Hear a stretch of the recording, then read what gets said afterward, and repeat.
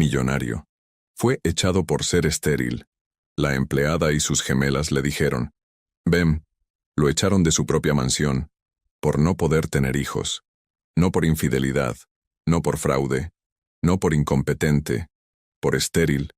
En una sola noche, el hombre que construyó un imperio basado en apellido y linaje, pasó de dirigir juntas millonarias a estar sentado bajo la lluvia en una parada de autobús, sin casa, sin esposa, sin futuro.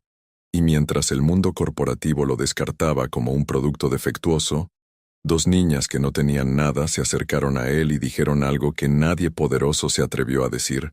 «Ven con nosotros». Lo que pasó después demuestra algo brutal. No lo expulsaron por falta de capacidad. Lo expulsaron porque el amor no cotiza en bolsa. Quédate hasta el final, porque esta no es la historia de un magnate que perdió su imperio.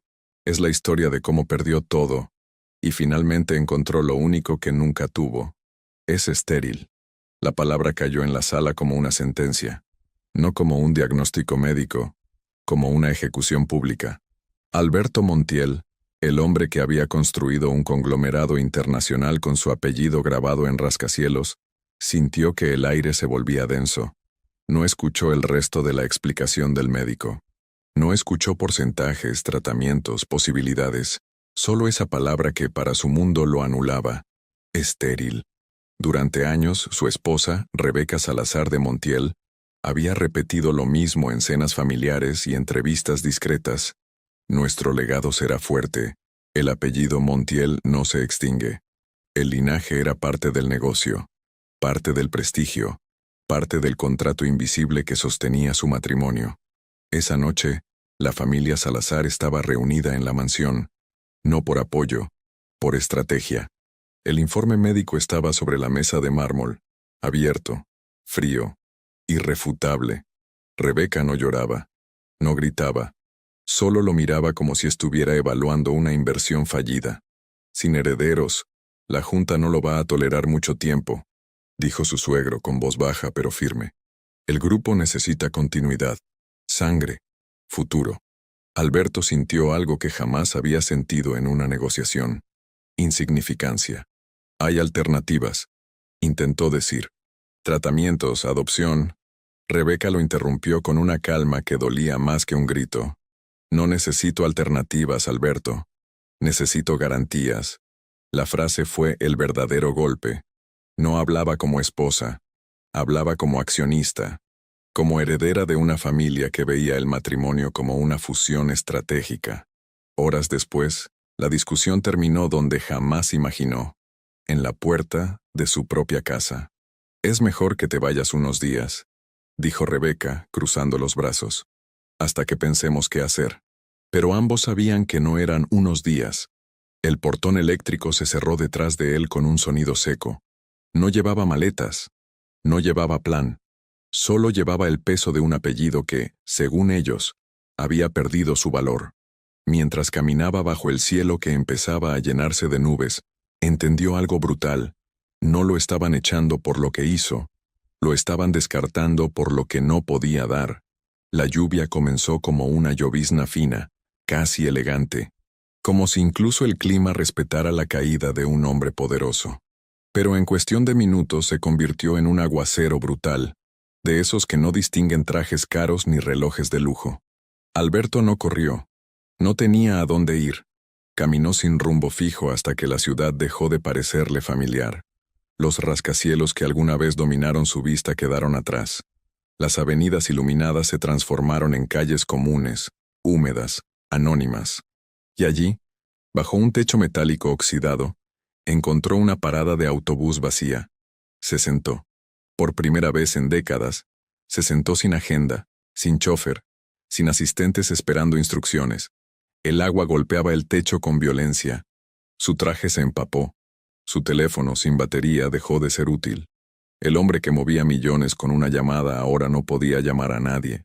Intentó ordenar sus pensamientos, como hacía en cada crisis empresarial. Analizar, proyectar, reestructurar. Pero esta no era una caída financiera. Era personal, íntima, humillante. No lo habían cuestionado por incompetente. Lo habían descartado por inútil. Recordó la mirada de Rebeca. No había odio. Había cálculo. Eso fue lo que más dolió. Para ella, su valor estaba atado a la capacidad de producir un heredero. Sin eso, era un activo depreciado. La lluvia se intensificó. Un autobús pasó salpicando agua sucia sobre sus zapatos italianos. Nadie lo reconoció. Nadie lo señaló. Y en esa invisibilidad inesperada, sintió una soledad más fría que el agua. Durante años creyó que la cima era solitaria porque pocos podían alcanzarla. Pero ahora entendía otra cosa. Era solitaria porque nadie se quedaba cuando dejabas de ser útil. Cerró los ojos un instante. No lloró. No sabía cómo hacerlo, pero sintió el peso del silencio absoluto.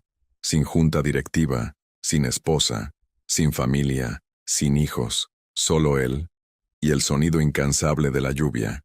Fue entonces cuando escuchó una voz pequeña, confundida con el agua. «Mamá, ¿ese señor está triste?» Alberto abrió los ojos lentamente. Frente a él, bajo el mismo techo improvisado, estaba una mujer con paraguas desgastado y dos niñas gemelas sujetando su falda. Y el contraste fue inmediato. El hombre humillado por no poder tener hijos estaba siendo observado por dos ojos pequeños llenos de vida. La mujer sostuvo el paraguas con dificultad mientras intentaba proteger a las niñas del aguacero. No parecía reconocerlo de inmediato. Para ella, en ese instante, Alberto era solo un hombre empapado, derrotado, sentado en una parada cualquiera. Pero cuando él levantó el rostro bajo la luz intermitente del poste, algo cambió en su expresión. Sus ojos se abrieron ligeramente, no con burla ni sorpresa exagerada, sino con humanidad. «¿Señor Montiel?», preguntó con incredulidad suave. Alberto tardó unos segundos en reaccionar. No estaba acostumbrado a que lo llamaran así en un lugar donde nadie llevaba traje. La voz le resultaba familiar, pero el contexto lo descolocaba. Miró con atención y entonces la reconoció. Elena Ríos, ex empleada del área de mantenimiento en una de sus filiales industriales. La había visto cientos de veces pasar por los pasillos, sin realmente verla. «Elena», murmuró con dificultad. Ella asintió con una leve sonrisa, aunque la escena no tenía nada de cómoda. «Sí, señor. Bueno, ya no trabajo ahí. Me recortaron hace unos meses cuando cerraron la planta». El comentario no llevaba reproche, pero el golpe era evidente. Alberto sintió una punzada incómoda. Él mismo había aprobado aquella reestructuración masiva. Había sido necesaria, según los informes financieros. Miles de números que cuadraban. Miles de vidas que no volvió a revisar. Y ahora estaba frente a una de esas decisiones convertida en persona real, bajo la misma lluvia que lo empapaba a él. Las gemelas lo observaban con curiosidad. Una de ellas dio un pequeño paso hacia adelante. «Mamá, ¿es tu jefe?» Elena bajó la mirada hacia ellas. «Era, mi amor. Fue mi jefe». Alberto sintió que el título pesaba más que nunca.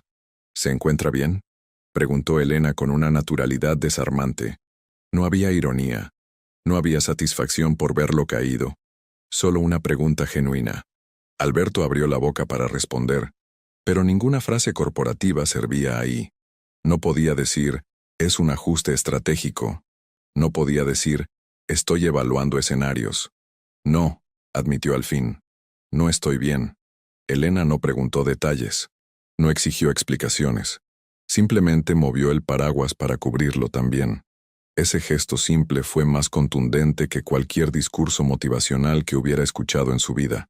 Bajo ese techo improvisado por primera vez en horas, no estaba completamente solo. «La lluvia va para largo», dijo ella mirando el cielo oscuro. «¿Tiene a dónde ir?». La pregunta fue directa, casi incómoda, porque la respuesta era un reflejo brutal de su nueva realidad. Alberto dudó apenas un segundo antes de decir la verdad. «No». Elena lo miró en silencio. No evaluó su reloj. No midió su traje. No hizo cálculos sobre su valor. Solo vio a un hombre devastado. Las niñas se acercaron más, observándolo con esa mezcla de curiosidad y compasión que solo los niños poseen sin prejuicio. Una de ellas sostuvo una pequeña muñeca de tela contra el pecho y susurró, «Mamá, no podemos dejarlo aquí». Y entonces Elena dijo la frase que lo cambiaría todo con voz sencilla, sin dramatismo. Mi casa es pequeña, señor Montiel. No tiene mármol ni portones eléctricos. Pero ahí nadie es un número. Si quiere, venga con nosotros. Alberto sintió que algo dentro de él se movía por primera vez desde que escuchó aquel diagnóstico. No era orgullo herido, no era ambición, era algo más básico, más humano. Lo habían echado por no tener futuro. Y ahora, bajo la lluvia, una mujer a la que apenas notó durante años le estaba ofreciendo refugio sin condiciones. El trayecto en autobús fue corto, pero para Alberto se sintió como cruzar una frontera invisible. Nadie lo miró 2 veces. Nadie reconoció su rostro. Iba de pie, sujetándose del tubo metálico, mientras las gemelas de Elena se aferraban a su madre riendo cada vez que el vehículo frenaba bruscamente. Hacía años que no subía a transporte público, no porque no pudiera, sino porque su vida había dejado de permitirle experiencias comunes. Cuando bajaron, caminaron por calles estrechas, con fachadas sencillas y luces cálidas que salían por ventanas pequeñas. No había guardias de seguridad ni cámaras ocultas. Solo vecinos conversando bajo techos improvisados y niños jugando aún a pesar del clima húmedo. Alberto sintió algo extraño. Nadie ahí sabía quién era. Y eso, lejos de humillarlo, comenzó a aliviarlo. La casa de Elena era modesta. Una puerta de madera pintada varias veces, un pequeño patio con macetas desiguales y ropa tendida bajo techo. Al entrar, el olor a comida casera lo envolvió. No era perfume importado. Era sopa caliente y tortillas recién hechas. Algo simple, algo real. No es gran cosa, dijo Elena mientras dejaba el paraguas a un lado. Pero es lo que tenemos. Las gemelas corrieron hacia una mesa pequeña, llena de dibujos y colores. Había juguetes dispersos en el suelo, libros abiertos y una cobija doblada en el sillón. Nada combinaba, pero todo estaba vivo. Alberto permaneció de pie unos segundos, observando. Su mundo había sido silencio y eco en espacios enormes. Aquí, el espacio era reducido, pero lleno de sonido.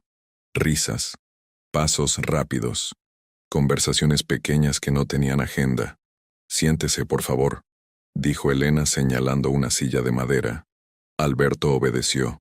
Ese acto, simple y cotidiano, se sintió como rendirse ante algo más grande que el orgullo.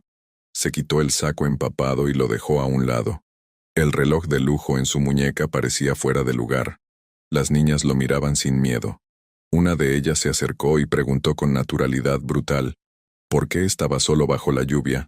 Alberto no sabía mentirle a una niña. Porque me quedé sin casa, respondió. No explicó linajes ni juntas directivas, solo la verdad desnuda. Elena colocó un plato frente a él. Coma algo caliente. Después vemos qué hacemos. No preguntó cuánto dinero tenía. No preguntó cuánto tiempo se quedaría. No negoció condiciones. En su casa la hospitalidad no era estrategia, era costumbre. Mientras comía, Alberto observó cómo las gemelas discutían sobre quién había dibujado mejor un sol. Se empujaban, se reían, se reconciliaban en segundos. Esa energía desordenada contrastaba con el control absoluto al que estaba acostumbrado. Y sin embargo, no se sentía caos. Se sentía hogar.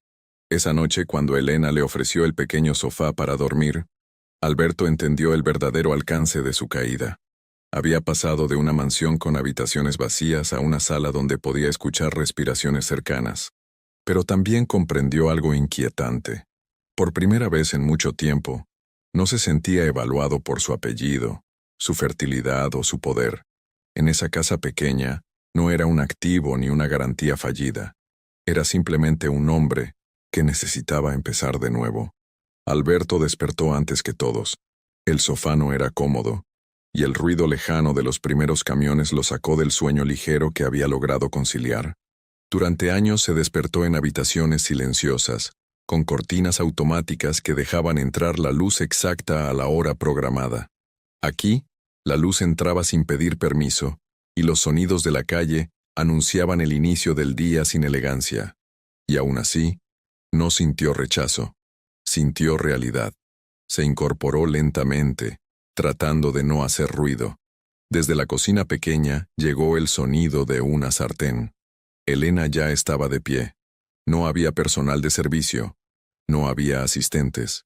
Solo ella moviéndose con precisión práctica, preparando desayuno antes de salir a su turno temprano en un hospital donde ahora trabajaba limpiando pasillos. «Buenos días», dijo ella al verlo aparecer. Alberto asintió. «Gracias por anoche». Elena le sonrió con naturalidad. «En esta casa damos lo que podemos. A veces es poco, pero es sincero». Las gemelas despertaron minutos después. Llegaron descalzas, despeinadas, discutiendo por quién usaría primero el baño. Alberto observaba cada gesto como si estuviera viendo un idioma nuevo. Nadie medía palabras para impresionar. Nadie calculaba posturas. Eran auténticas, ruidosas, imperfectas. «¿Te quedas hoy?», preguntó una de ellas, mirándolo directo a los ojos mientras mordía una tortilla. Alberto dudó un segundo. Su mente intentó pensar en su oficina, en la empresa, en la junta que probablemente ya discutía su reemplazo. Pero luego miró esa mesa pequeña, esos ojos expectantes. «Sí, me quedo». Elena levantó la mirada brevemente. No comentó nada, pero entendió el peso de esa decisión. No era solo quedarse físicamente. Era empezar a asumir que no tenía otro lugar al cual correr por ahora. Después del desayuno, Elena salió a trabajar. Antes de cerrar la puerta se volvió hacia Alberto. «Si puede, llévelas a la escuela. Está a 4 cuadras». No fue una orden. Fue confianza. Una confianza que él no estaba seguro de merecer, pero que aceptó en silencio. Caminar con las gemelas fue una experiencia nueva. No había escoltas ni autos blindados. Solo mochilas coloridas y preguntas constantes. «¿Siempre usas traje? ¿Sabes cocinar? ¿Por qué estabas triste ayer?». Las preguntas eran directas, sin filtros. Y por primera vez en mucho tiempo, Alberto respondió sin discurso preparado. Al regresar solo a la casa, sintió el silencio distinto. No era el silencio frío de su mansión. Era un silencio temporal, lleno de vida que volvería en horas. Miró alrededor y notó detalles que nunca valoró. Dibujos pegados con cinta en la pared, una foto de Elena con las niñas en la playa, un calendario con cuentas escritas a mano. Ese día, sentado en una silla sencilla, Alberto entendió algo que jamás le enseñaron en las escuelas de negocios. Quedarse es un acto más difícil que conquistar. Construir empresas le tomó años, pero siempre tuvo herramientas. Construir presencia, en cambio, exigía algo que nunca desarrolló: paciencia. Y mientras esperaba que las gemelas regresaran de la escuela, comprendió que tal vez la paternidad no empieza con sangre, sino con la decisión diaria de no irse. Alberto intentó llamar a su asistente esa misma tarde. Había logrado cargar el teléfono con un viejo cable que Elena encontró en un cajón. El aparato volvió a encenderse con una notificación tras otra. Mensajes, correos, alertas financieras. Pero uno destacaba sobre todos. Reunión extraordinaria de la Junta. Carácter urgente. Marcó el número directo de la oficina central. No respondió su asistente. Respondió un abogado corporativo. «Señor Montiel, la Junta votó esta mañana». El tono era formal, distante. «Han decidido suspenderlo temporalmente como director ejecutivo mientras se revisa la estructura de liderazgo». Temporalmente. Alberto conocía ese lenguaje. Era una forma elegante de decir desplazado. «¿Quién propuso la moción?», preguntó con voz controlada. Hubo un segundo de silencio. La señora Salazar. Rebeca no había perdido tiempo. Mientras él estaba bajo la lluvia, ella ya movía fichas. La infertilidad no solo era un problema personal, se convirtió en argumento empresarial.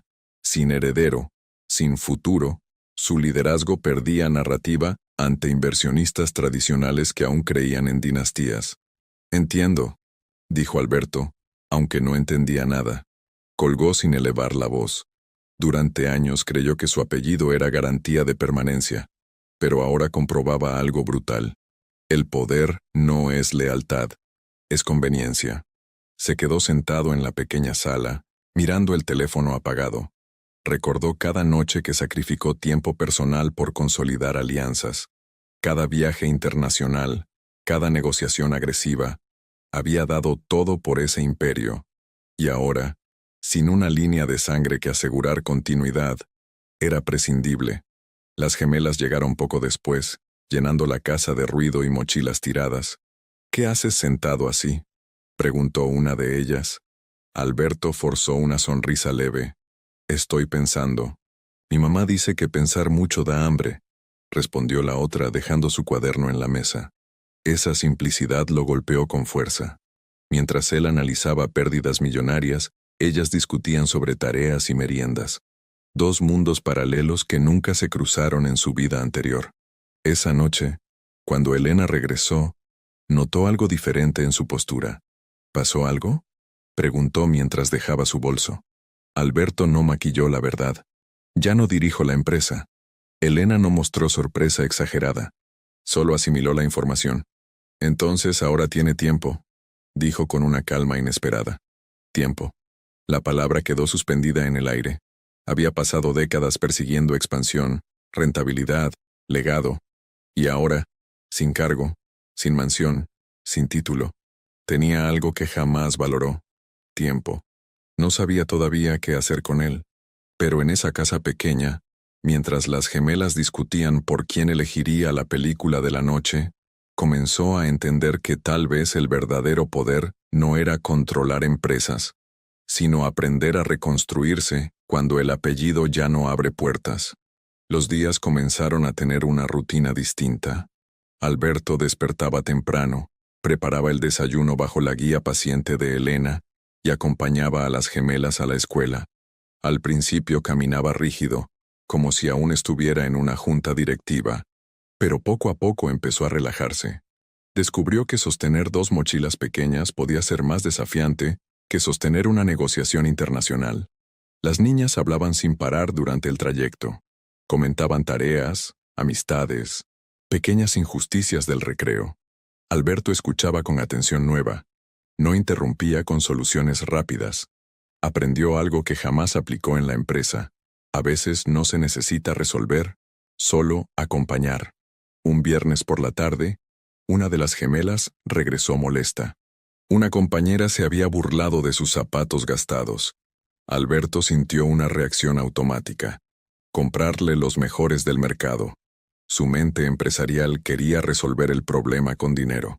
Pero Elena lo miró y negó suavemente con la cabeza. No siempre se responde con más, dijo ella en voz baja cuando las niñas no escuchaban. A veces se responde con fuerza interior. Alberto guardó silencio. Estaba aprendiendo que proteger no significa sobreproteger. Esa noche se sentó con las gemelas en la mesa pequeña y les habló, no como magnate, sino como alguien que también había sido juzgado. A veces la gente mide valor con cosas, les explicó, pero lo que uno es, no se compra. No fue un discurso perfecto. Fue sincero. Las niñas lo miraban con atención. Una de ellas preguntó, ¿a ti también te dijeron que no valías? Alberto dudó un instante. Sí, respondió finalmente. Hace poco. No mencionó infertilidad ni juntas directivas, pero la verdad estaba ahí. Ese intercambio creó algo silencioso entre ellos. Una complicidad. Ya no era el hombre distante bajo la lluvia. Era alguien que estaba aprendiendo junto a ellas. Con el paso de las semanas, comenzó a ayudar con tareas, a peinar cabellos antes de la escuela, a asistir a reuniones escolares en representación de Elena, cuando su turno se lo impedía. Nadie sabía que aquel hombre de mirada firme había dirigido una de las corporaciones más grandes del país. Para los demás padres era solo el señor que viene con las gemelas. Y eso le gustaba. No tener que demostrar, no tener que competir, no tener que sostener una imagen. Por primera vez, su identidad no estaba ligada a resultados financieros, sino a actos cotidianos. Una noche, mientras acomodaba cobijas después de que las niñas se durmieran, Alberto comprendió algo esencial. Había perdido una empresa, una mansión y un apellido influyente, pero estaba ganando algo que jamás compró: la oportunidad de ser necesario no por poder, sino por presencia. Y en esa casa pequeña, mientras el ruido de la ciudad se apagaba, entendió que la verdadera riqueza no era heredar sangre, sino construir vínculo. La noticia apareció primero en un portal financiero discreto, luego en todos los medios especializados. Grupo Montiel anuncia nueva dirección ejecutiva bajo liderazgo estratégico de la familia Salazar. El comunicado hablaba de transición necesaria y visión renovada para el futuro. No mencionaba a Alberto por nombre, lo borraba con elegancia. Alberto leyó el artículo en el teléfono mientras esperaba a las gemelas afuera de la escuela. No sintió rabia inmediata, sintió claridad. Sabía cómo funcionaban esos movimientos. Rebeca estaba consolidando su poder. Sin heredero que defender el apellido Montiel, la narrativa era sencilla. El fundador había perdido dirección. Esa misma tarde recibió un mensaje de un antiguo socio cercano. Breve. Directo. Van a declarar incapacidad médica para invalidar tu voto mayoritario. Necesitas reaccionar. Alberto entendió la jugada. Si lo catalogaban como inestable o emocionalmente afectado por su diagnóstico, podían justificar legalmente su desplazamiento definitivo. Durante años, habría convocado abogados, habría activado cláusulas, habría respondido con agresividad estratégica. Esta vez, guardó silencio. No por debilidad, por cálculo distinto. Ya no estaba defendiendo un imperio a cualquier precio. Estaba eligiendo qué tipo de hombre quería ser. Esa noche, Elena notó su concentración intensa en documentos que había solicitado electrónicamente. ¿Va a volver a pelear?, preguntó con suavidad. Alberto la miró. No voy a pelear por orgullo, pero tampoco voy a permitir que me destruyan con mentiras. Las gemelas escuchaban desde la mesa mientras dibujaban. ¿Es la señora que te hizo llorar?, preguntó una con brutal inocencia. Alberto sonrió levemente. No me hizo llorar, me hizo pensar. Y eso era verdad. Al día siguiente, Alberto solicitó formalmente una reunión extraordinaria con accionistas minoritarios. No buscaba recuperar el trono. Buscaba exponer la manipulación. Preparó su intervención sin grandilocuencia, sin dramatismo, pero con firmeza impecable. Sabía que aún poseía acciones clave. Sabía que su experiencia no podía borrarse con un comunicado. El día de la reunión regresó al edificio corporativo por primera vez desde su caída. Ya no llevaba el traje imponente de antes. Vestía sencillo, pero su postura era distinta. No caminaba como dueño. Caminaba como alguien que ya no tenía nada que perder. Rebeca lo miró desde el otro extremo de la sala con frialdad calculada. No esperaba verte, dijo en voz baja cuando cruzaron miradas. Yo tampoco esperaba descubrir cuánto valía para ti, respondió él sin agresividad. Cuando tomó la palabra frente a los accionistas, no habló de fertilidad ni de traiciones personales. Habló de ética empresarial, de manipulación narrativa, de decisiones apresuradas motivadas por intereses familiares. Su voz no tembló, pero ya no estaba defendiendo su apellido. Estaba defendiendo su dignidad. Y mientras hablaba, comprendió algo fundamental. El verdadero regreso no era recuperar el cargo. Era demostrar que podían quitarle el título, pero no el carácter. La sala de juntas estaba llena, pero el ambiente no era el mismo de otras veces. Antes, cuando Alberto hablaba, todos sabían que su palabra marcaba el rumbo. Esta vez, la expectativa era distinta. Algunos esperaban verlo derrumbarse. Otros querían confirmar si realmente estaba afectado. Rebeca permanecía impecable, sentada con las manos entrelazadas, proyectando seguridad calculada. Alberto no comenzó defendiendo su puesto. Comenzó contando la verdad, sin adornos. He sido removido bajo el argumento de transición estratégica, dijo con voz firme. Pero también se ha insinuado inestabilidad. Eso es falso. No mencionó infertilidad. No convirtió su vida privada en espectáculo. Fue preciso, profesional, pero humano. Uno de los accionistas levantó la mano. Señor Montiel, la continuidad es importante. La familia Salazar considera que el liderazgo debe proyectar futuro biológico. La frase fue directa, cruda, sin diplomacia. Alberto sostuvo la mirada del hombre. Si esta empresa depende de mi capacidad reproductiva y no de mi capacidad estratégica, entonces hemos construido algo mucho más frágil de lo que creí. El murmullo en la sala fue inmediato. Rebeca intervino con elegancia ensayada. Nadie cuestiona tu inteligencia, Alberto. Pero el mercado observa estabilidad. Y la percepción importa. Percepción. Esa palabra siempre había sido su aliada. Ahora se volvía en su contra. La percepción también cambia, respondió él, cuando se manipula la narrativa. Y entonces presentó documentos, correos internos, propuestas de votación aceleradas impulsadas por la familia Salazar antes incluso de confirmar decisiones médicas. No acusó con rabia. Expuso con claridad. El silencio cambió de bando. Ya no era expectativa sobre su caída.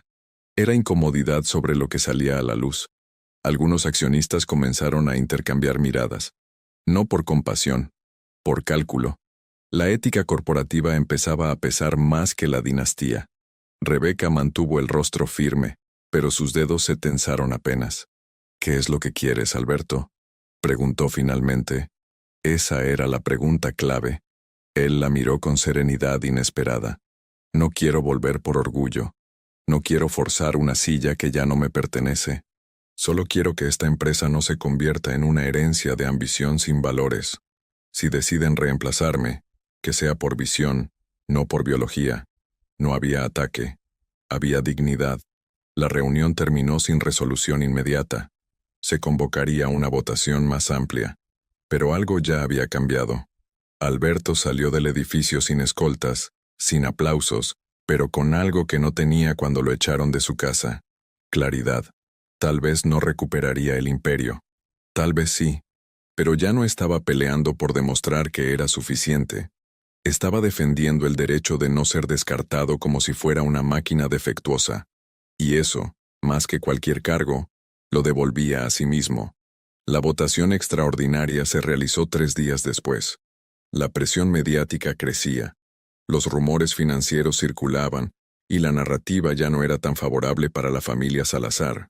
Varios accionistas comenzaron a cuestionar públicamente si la estabilidad de la empresa debía depender de criterios personales. La discusión dejó de ser privada.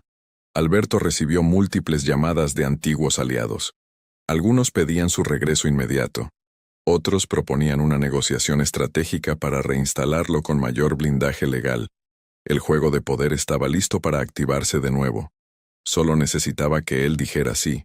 Esa noche, en la pequeña casa de Elena, las gemelas hacían una maqueta escolar en la mesa. Alberto ayudaba a recortar cartón con una concentración que antes solo dedicaba a contratos. ¿Vas a volver a tu empresa grande?, preguntó una de ellas sin levantar la vista. La pregunta no era inocente, era intuitiva. Las niñas ya habían entendido que algo importante estaba ocurriendo. Alberto dejó las tijeras sobre la mesa y pensó antes de responder. No lo sé, dijo con honestidad. Estoy decidiendo qué es más importante. Elena observaba desde la cocina. A veces regresar no es avanzar, comentó con calma. Y a veces avanzar no significa abandonar. No le daba consejos empresariales. Le ofrecía perspectiva humana. Alberto salió al pequeño patio esa noche. Miró el cielo sin luces corporativas que lo cubrieran. Se preguntó algo que jamás se permitió. ¿Qué quería él?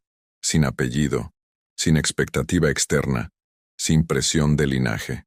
Al día siguiente, en la reunión final de accionistas, todos esperaban su exigencia formal de reinstalación.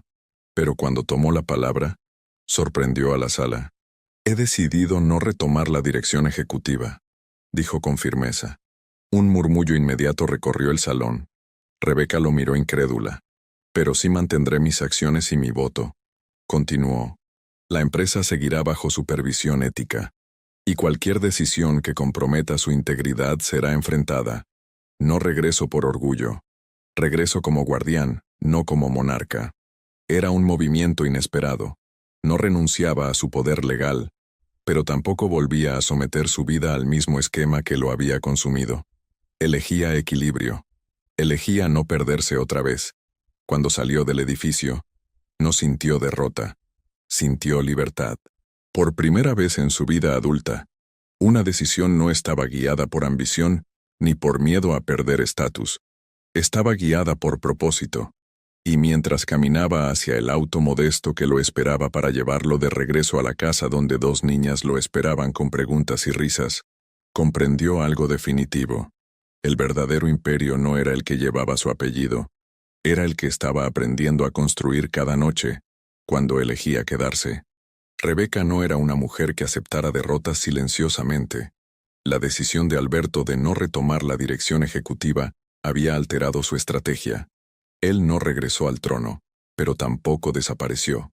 Permanecía como accionista clave, como figura respetada, como sombra imposible de ignorar. Y eso era más incómodo que una confrontación abierta. 2 días después, un artículo apareció en un medio sensacionalista. Fuentes cercanas aseguran que Alberto Montiel atraviesa crisis emocional tras diagnóstico médico. No mencionaban infertilidad directamente, pero lo insinuaban. Hablaban de aislamiento, de comportamiento errático, de inestabilidad. Era un golpe bajo, cuidadosamente redactado. Elena fue quien vio primero la noticia en su teléfono. ¿Es verdad esto?, preguntó con preocupación, mostrándole la pantalla. Alberto leyó el artículo completo sin alterar el gesto. Sabía de dónde venía. Era un intento de erosionar su credibilidad pública. No estoy en crisis, respondió con calma. Estoy cambiando. Y esa diferencia lo sostenía. Las gemelas no entendían de reputación mediática, pero percibían tensión. ¿Te van a quitar otra cosa?, preguntó una de ellas. Alberto se arrodilló frente a ambas. No pueden quitarme lo que yo decida no entregar, dijo con firmeza serena. Esa misma tarde convocó a una conferencia breve, no para defender su orgullo, sino para cortar la narrativa falsa. Frente a cámaras y periodistas, habló sin victimismo. Mi vida personal no es argumento de capacidad profesional, declaró. No soy menos hombre ni menos líder por un diagnóstico médico. La frase fue clara, directa, imposible de tergiversar. Rebeca observó la transmisión desde su oficina. No esperaba ese tono. No había rabia. No había ataque. Había convicción. Y eso la descolocó. Porque el hombre que ella conocía habría respondido con agresividad estratégica. Este hablaba desde otro lugar. La opinión pública comenzó a inclinarse. No por compasión, por coherencia. Varios líderes empresariales expresaron apoyo a su postura sobre la ética y la privacidad. El intento de debilitarlo mediáticamente empezó a volverse contraproducente. Esa noche, cuando regresó a la casa pequeña, encontró a las gemelas dibujando un cartel. Mira, dijo una orgullosa. Dice, no se descarta a las personas. Alberto sintió un nudo en la garganta. No necesitaba titulares favorables. Ese cartel improvisado tenía más peso que cualquier columna financiera. En ese momento entendió el movimiento final de la historia. Ya no estaba compitiendo contra Rebeca. Estaba demostrando algo más grande. Lo habían descartado por falta de futuro, pero su valor nunca dependió de producir herederos ni de sostener un apellido. Dependía de quién elegía ser cuando todo lo demás se caía. Y ahora, firme, acompañado por risas pequeñas en una casa modesta, comprendió que el último movimiento no era recuperar poder, era consolidar propósito. El ruido mediático comenzó a disiparse, pero dentro de Alberto algo seguía moviéndose. Ya no era rabia ni humillación, era claridad. Durante años su identidad estuvo atada a 2 cosas: su apellido y su capacidad de proyectar linaje. Ambas habían sido utilizadas para medir su valor, y ahora, despojado de ese parámetro, debía decidir quién era sin ese marco. Esa mañana acompañó a las gemelas a la escuela como cualquier otro día. Una de ellas se tropezó en la acera, y él reaccionó instintivamente, sosteniéndola antes de que tocara el suelo. Fue un gesto simple, casi automático, pero lo dejó pensando. Proteger no requiere ADN. Requiere presencia, requiere estar atento. De regreso a la casa, encontró a Elena revisando cuentas en la mesa. Facturas del hospital, recibos, gastos escolares. No lo ocultaba, pero tampoco dramatizaba. Era su realidad diaria, equilibrar lo justo para que nada faltara. Alberto observó esos números escritos a mano y sintió algo distinto a cuando revisaba balances millonarios. Estos números no hablaban de expansión, hablaban de supervivencia. No quiero ser una carga aquí, dijo él finalmente. Elena levantó la vista. No lo es, pero tampoco necesita quedarse por lástima. La frase fue directa, sin adornos, sin suavidad innecesaria. Alberto respiró hondo. No me quedo por lástima. Me quedo porque aquí descubrí algo que no tuve ni en la cima. No habló de amor romántico. No habló de reemplazar lo que perdió. Habló de sentido, de pertenencia. Esa tarde tomó una decisión concreta. Vendió una parte significativa de sus acciones, no las estratégicas, no las que le daban voz, sino las que solo representaban acumulación, y abrió un fondo independiente enfocado en recontratar a empleados despedidos en procesos de reestructuración abusiva. No lo hizo por imagen pública. Lo hizo porque había visto el rostro de una decisión fría, y ese rostro era Elena bajo la lluvia. Cuando le contó su plan, Elena lo miró en silencio unos segundos. Eso no cambia lo que pasó, dijo con honestidad, pero sí cambia lo que puede pasar después. Y en esa frase estaba la diferencia entre culpa y responsabilidad. Las gemelas escuchaban desde la sala mientras armaban una torre con bloques. ¿Entonces ya no eres jefe grande?, preguntó una. Alberto sonrió. Ahora quiero ser jefe de algo más importante. ¿De qué? De mis decisiones. Esa noche, sentado en el pequeño sofá que ya no le parecía incómodo, comprendió el alcance real de su transformación. Podía intentar recuperar su antiguo estilo de vida. Tenía los recursos, las conexiones, el conocimiento, pero hacerlo significaría volver a un sistema donde su valor dependía de producir un heredero o mantener una narrativa perfecta. Aquí, en cambio, su valor dependía de quedarse cuando nadie lo obligaba. Semanas después, cuando formalizó legalmente su separación de Rebeca, no hubo escándalo. No hubo guerra pública, solo un cierre sobrio. Ella eligió continuar su camino con la empresa y su familia estratégica. Él eligió otro rumbo, y mientras firmaba el último documento, no sintió derrota, sintió coherencia. Lo habían descartado por falta de futuro, pero había encontrado destino en algo mucho más simple. Dos niñas que no tenían herencia que ofrecerle, excepto todo lo que realmente necesitaba. El cambio no fue inmediato ni romántico. Alberto no despertó de pronto convertido en figura paterna perfecta. Había días en los que aún se sentía fuera de lugar, como si estuviera ocupando un espacio que no le pertenecía. Pero cada mañana elegía quedarse, y esa constancia comenzó a transformar algo más profundo que cualquier declaración pública. Las gemelas empezaron a buscarlo naturalmente, no como visitante temporal sino como referencia cotidiana. Una le pedía ayuda con matemáticas. La otra lo llamaba para mostrarle un dibujo recién terminado. Ya no preguntaban si se iba a quedar. Daban por hecho que estaría ahí. Esa confianza silenciosa era más poderosa que cualquier título legal. Una tarde, mientras Elena trabajaba turno doble, la escuela llamó. Una de las niñas tenía fiebre alta. Alberto fue el primero en llegar. Firmó formularios, habló con la enfermera. La cargó hasta casa envuelta en una sudadera demasiado grande para su tamaño. No había fotógrafos. No había accionistas. Solo responsabilidad real. Esa noche, sentado junto a la cama mientras la niña dormía con la frente tibia, comprendió algo que jamás experimentó en la mansión que perdió. Miedo genuino por alguien más. No miedo a perder estatus. Miedo a que algo le pasara a quien ya consideraba parte de su vida. Cuando Elena regresó y vio la escena, Alberto sentado en una silla pequeña, medio dormido, sosteniendo la mano de su hija, no dijo nada durante varios segundos. Solo observó, y en esa observación había algo más profundo que gratitud. Había reconocimiento. No tienes que hacerlo todo, le dijo ella en voz baja. Alberto levantó la mirada. No lo hago porque tenga que hacerlo. Lo hago porque quiero. Y por primera vez, no había duda en su voz. Días después, mientras caminaban los cuatro por el parque, una de las gemelas preguntó lo inevitable. ¿Eres nuestro papá? La pregunta quedó suspendida en el aire. No era biológica, era emocional. Elena se detuvo apenas pero no intervino. Alberto se agachó para estar a su altura. No nací siendo su papá, dijo con honestidad. Pero si ustedes quieren, puedo aprender a hacerlo. No prometió perfección. Prometió intención. Y eso, para ellas, Fue suficiente. Las niñas lo abrazaron sin ceremonia, sin contratos, sin pruebas de ADN. Ese gesto selló algo que ningún laboratorio podía medir.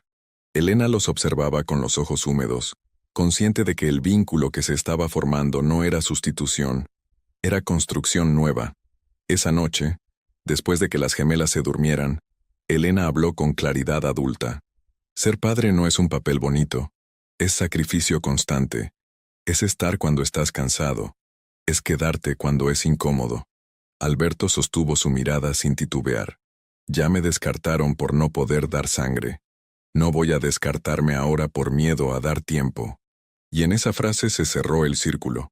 Lo habían juzgado por infertilidad, pero estaba demostrando fertilidad emocional, porque padre no es quien puede biológicamente, es quien decide quedarse cuando nadie lo obliga. La llamada llegó un martes por la mañana. No era un abogado ni un periodista. Era el padre de Rebeca. Su voz sonaba más cansada que autoritaria. Necesitamos hablar, dijo sin rodeos. Esto ya no es solo personal, es estratégico. Alberto sabía lo que significaba cuando esa familia usaba la palabra estratégico. Aceptó reunirse en un restaurante discreto, lejos de cámaras. Cuando llegó, encontró a Rebeca sentada junto a su padre. Ambos impecables. Ambos calculando. No había nostalgia en el ambiente. Solo intención. La empresa atraviesa presión internacional, comenzó el suegro. Algunos inversionistas exigen estabilidad de apellido. Rebeca tomó la palabra con suavidad entrenada. Podemos reconstruir la narrativa. Un regreso tuyo, con un anuncio adecuado, daría confianza. No hablaban de reconciliación, hablaban de imagen. Alberto escuchó sin interrumpir. ¿Y qué narrativa proponen ahora?, preguntó con calma. Rebeca sostuvo su mirada. Un tratamiento avanzado en el extranjero. La posibilidad de fertilidad asistida. Un mensaje de esperanza. Era brillante desde el punto de vista corporativo. Convertir la debilidad en resiliencia pública. No quiero usar mi cuerpo como campaña, respondió Alberto con firmeza serena. El suegro frunció el ceño. Esto no es sentimentalismo. Es legado. Y ahí estaba el núcleo del conflicto. Legado entendido como sangre. Rebeca dio un paso más audaz. Podemos intentarlo de nuevo, Alberto. Rehacer la alianza. Todo esto puede olvidarse. La frase era directa. No hablaba de amor. Hablaba de reconstrucción estratégica. Alberto permaneció en silencio unos segundos que pesaron más que cualquier discusión anterior. Recordó la lluvia. Recordó la parada de autobús. Recordó la casa pequeña con juguetes en el suelo. Y entonces habló con claridad definitiva. No quiero volver a una casa donde mi valor depende de producir un heredero. Rebeca endureció el gesto. Entonces eliges quedarte fuera del apellido que construiste. Alberto negó suavemente. El apellido no lo construí solo. Y tampoco lo necesito para saber quién soy. Al levantarse de la mesa, no hubo escándalo. No hubo gritos. Solo una ruptura silenciosa y definitiva. Esa era la última oferta del viejo sistema. Y él la rechazaba conscientemente. No por resentimiento, por coherencia. Cuando regresó a la casa de Elena, encontró a las gemelas armando una tienda improvisada con sábanas. «Llegas justo a tiempo», gritaron. «Falta el guardián del fuerte». Alberto se agachó para entrar en esa construcción frágil y desordenada. Y mientras se acomodaba dentro de ese pequeño espacio improvisado, entendió el alcance de su elección. Había tenido la oportunidad de recuperar apellido, prestigio y narrativa perfecta. Pero eligió algo más difícil. Un hogar donde no era garantía genética, sino presencia constante. Y en esa decisión, cerró para siempre la puerta de un imperio basado en sangre, para abrirla de una familia construida con intención. Los meses pasaron sin titulares escandalosos ni reuniones de emergencia. La empresa continuó bajo otra dirección. El apellido Montiel siguió apareciendo en informes financieros, pero ya no dominaba la vida de Alberto. Su rutina ahora era distinta. Desayunos apurados, mochilas olvidadas, tareas sin terminar, cuentos antes de dormir. Y en esa aparente sencillez había una estabilidad que jamás se encontró en la cima. El fondo que creó comenzó a recontratar trabajadores despedidos en procesos injustos. No era caridad, era corrección. Era asumir que el poder sin responsabilidad deja cicatrices. Varios medios lo buscaron para entrevistas, pero él eligió hablar poco. No quería que su nueva etapa se convirtiera en estrategia de imagen, quería que fuera coherencia. Una tarde, mientras ayudaba a una de las gemelas a preparar una exposición escolar sobre la familia, la niña le preguntó, ¿puedo decir que tengo dos papás? Alberto se detuvo. ¿Dos? Sí, el que me dio la vida y el que decidió quedarse. La frase no fue dramática, fue natural, y por eso fue definitiva. Elena escuchó desde la cocina y dejó escapar una sonrisa silenciosa. No hubo ceremonia de adopción inmediata ni declaraciones públicas. Lo que había entre ellos era más orgánico que cualquier trámite. Confianza construida día tras día. Un sábado por la mañana, mientras caminaban los cuatro por el mercado del barrio, alguien reconoció a Alberto. ¿Usted no era el de la empresa grande? Alberto sonrió sin incomodidad. Era. No explicó más. Porque su identidad ya no necesitaba apellidos largos ni cargos formales. Esa noche, sentado en el pequeño patio bajo luces sencillas, reflexionó sobre la ironía que marcó su historia. Lo descartaron por falta de futuro. Lo etiquetaron como hombre incompleto.